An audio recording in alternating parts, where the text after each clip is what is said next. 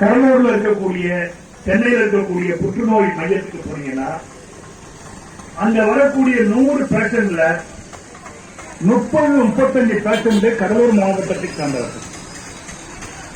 அந்த அளவிற்கு கடலூர் மாவட்டத்திலே புற்றுநோயினுடைய பாதிப்புகள் என்பது நாளுக்கு நாள் அதிகரித்துக் கொண்டிருக்கிறது. அதே மாதிரி கலைக்குளம் சார்ந்த போங்க, நுரையீரல் பாதிக்கப்பட்டவர்களுடைய எண்ணிக்கை நாளுக்கு நாள் அதிகரித்துக் கொண்டிருக்கிறது. போனீங்கன்னா 60% இன்ஃபெக்ஷன் ஆயிருக்கு, 70% இன்ஃபெக்ஷன் ஆயிருக்கு, 80% இன்ஃபெக்ஷன் ஆயிருக்கு தான் சொல்றாங்க. யாரும் 10,000 ரூபாய் இல்லாம நுரையீரல் டாக்டர் போய் மதனகோபாலா இருந்தாலும் சரி, எந்த டாக்டர் கொரோனா காலத்துல இருந்து பாக்குறோம். ஒரு மிகப்பெரிய பாதிப்பு என்பது இன்னைக்கு கடலூர் மாவட்டத்தில் சுற்றுச்சூழல் காரணமாக புற்றுநோய் உள்ளிட்ட நுரையீரல் உள்ளிட்ட பல்வேறு வியாதிகளாலே மக்கள் பாதிக்கப்படக்கூடிய ஒரு நிலைமை என்பது உருவாகிக் கொண்டிருக்கிறது.